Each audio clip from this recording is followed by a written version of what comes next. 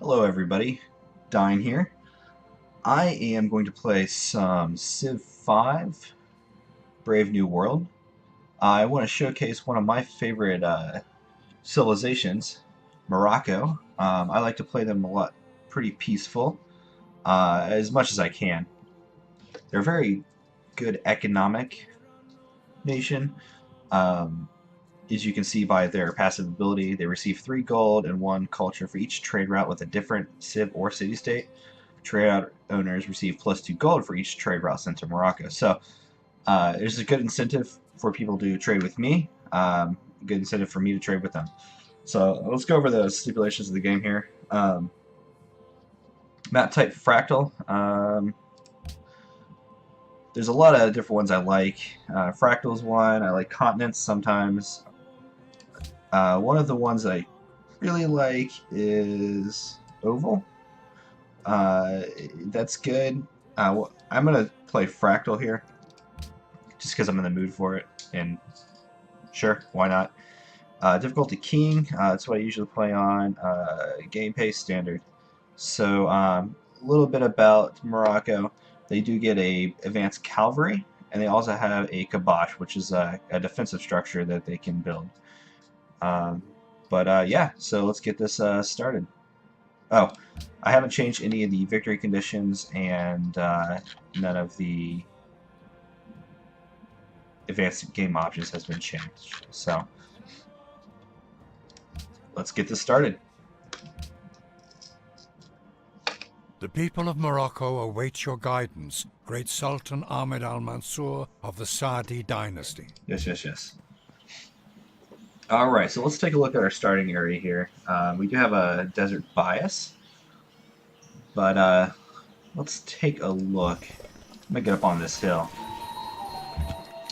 Alright, so we got coast over here, coast below us, we got wheat, and an oasis. So this is actually a pretty good spot. We've got cotton here, we've got gold, which is perfect. 1, 2, 3 squares away, we've got some deer, another deer here. So lots of food.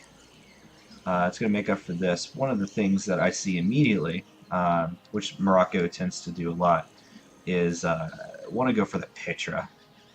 It's pretty important for them. We're going to go ahead and settle right here. We're right next to a river. We're right next to the ocean. We're on top of a hill. You can't ask for a better starting position than this.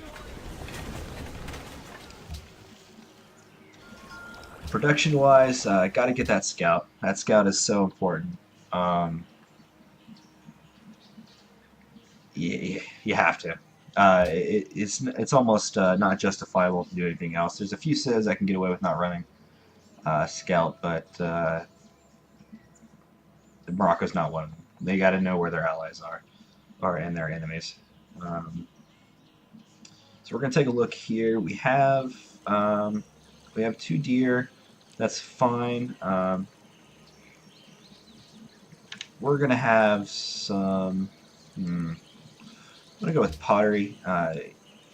Pottery is usually what you want to go for. Calendar is so important. It allows you to get so many resources, and it also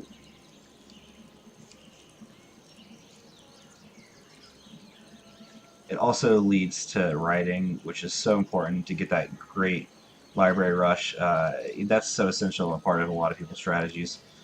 I'm not going to do that this game, probably. We'll see. But I'm just going to kind of play it by ear here. So let's do pottery, and let's get the show rolling. So grab this. Oh. Shall the clay say to him Bam. that fashioneth it, what makest thou?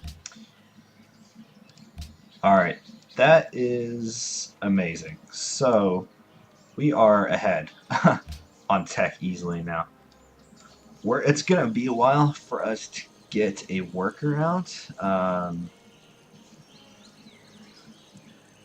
I actually think that we are going to go for the Great Library. I know that I already said we wouldn't, or I wouldn't, but with that great of a lead, we have to go for it. Getting that Great Library and that extra tech is pretty amazing, so we're going to continue on there. Let's keep exploring. Alright, so we've got runes, spices there. That's good. Continuing on.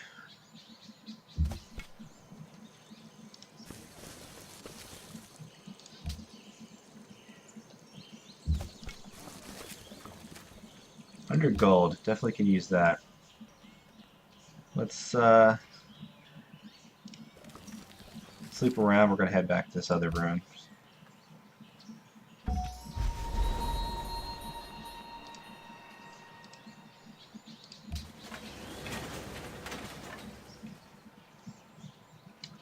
So, because we're going for the Great Library,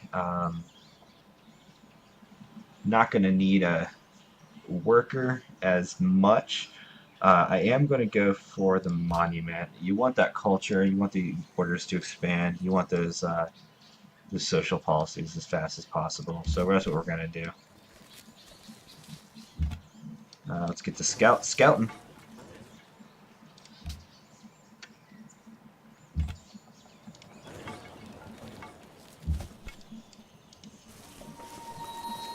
Quebec. Alright, so I was not the first person to meet them. That's interesting. So we've got a civilization probably somewhere in the north. Interesting note, they're maritime, so they will give me a food bonus. They are neutral, and they have spices. So that's good to know.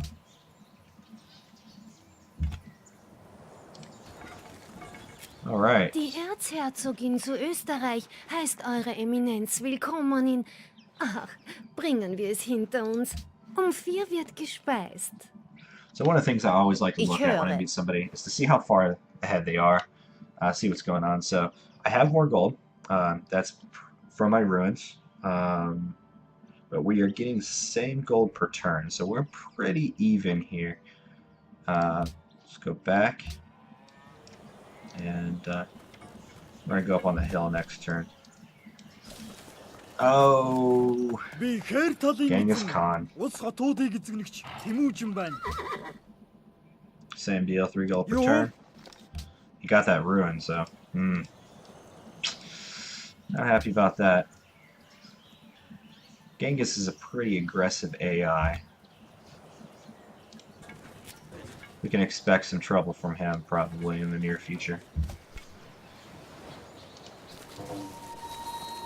Oh, look at that, Mount Sinai. That's kind of far away there. I wouldn't mind working that. Since we're going peaceful, there's a couple of religions that I would like to get my hands on.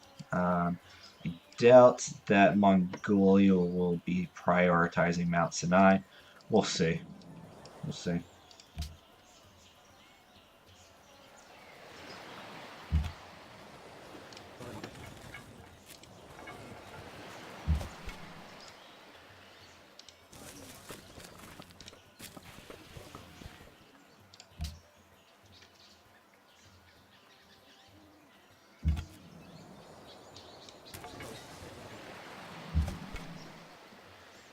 Looks like Austria here is going to have some wine and ivory. Oh man, they're going to have a lot of gold here, and that's definitely not what you want from Austria.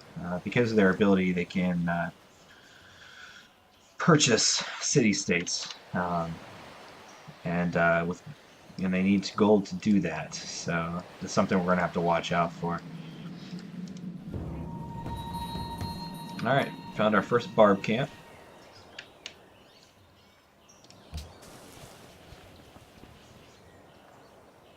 Looks like Mongolia's going to try to take him out. It's fine with me.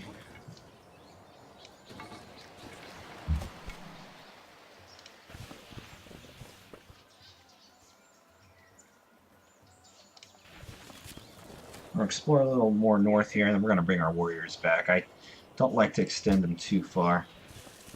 It's dangerous.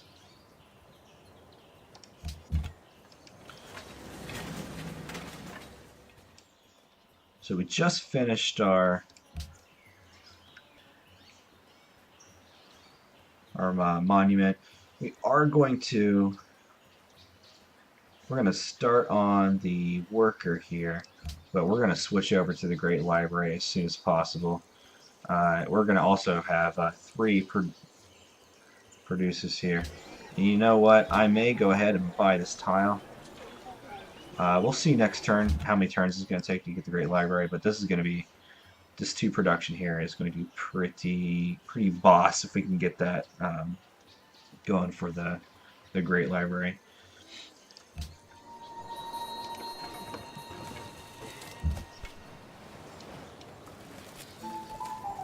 All right, some more ruins. Let's hope for something awesome. Weapons would be nice. He who destroys a good book. All right, let's immediately switch this thing. We want this Great Library, and we need the production to do it. So we're gonna buy this tile here. Now we want to make sure we're not starving our people.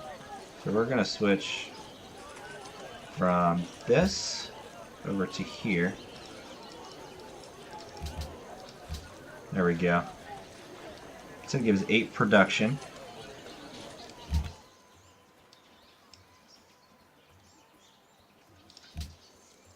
All right.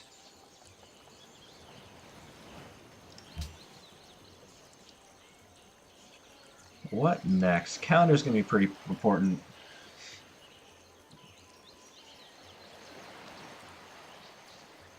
Along with mining to get that gold.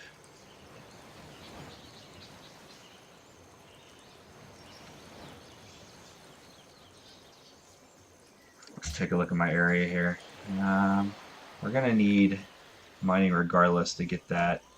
Let's go ahead and go for mining here.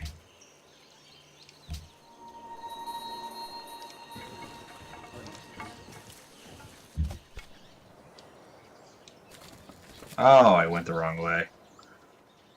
Oh well.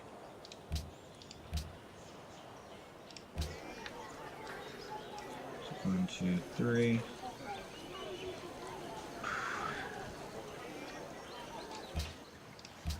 Yeah, there's not really a better way for me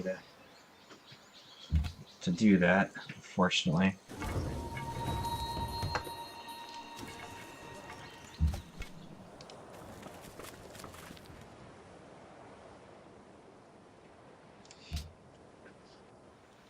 I want to see what's down here. Definitely going to bring my my warrior back down as soon as I grab that ruins.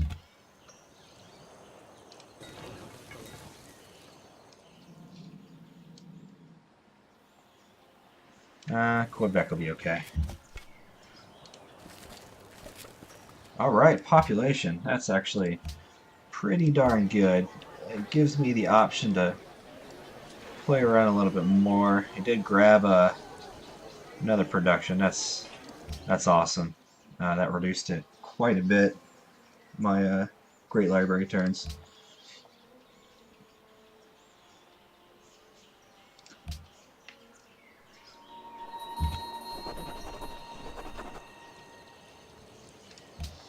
So, there's a few ideas here. Tradition's typically one of the best trees to start out with.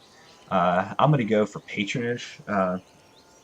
Pretty early game. I want my city-states to be my allies, although I don't have that many city-states around me. I've only discovered one.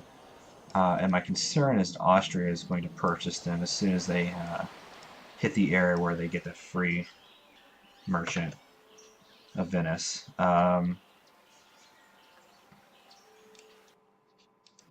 So maybe I won't. I am going to...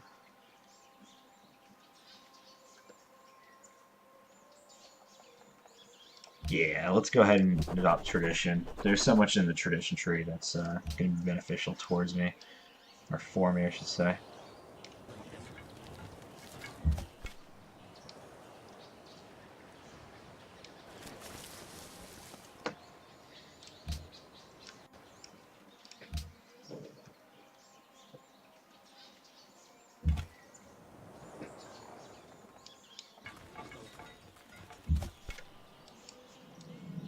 buddy. Let's go ahead and deck down here.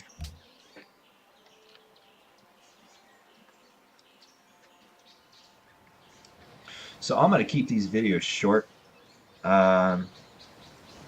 Do a few episodes at a time. So I'm going to cut this here, and I will see you guys in the next video. Thank you so much for joining me.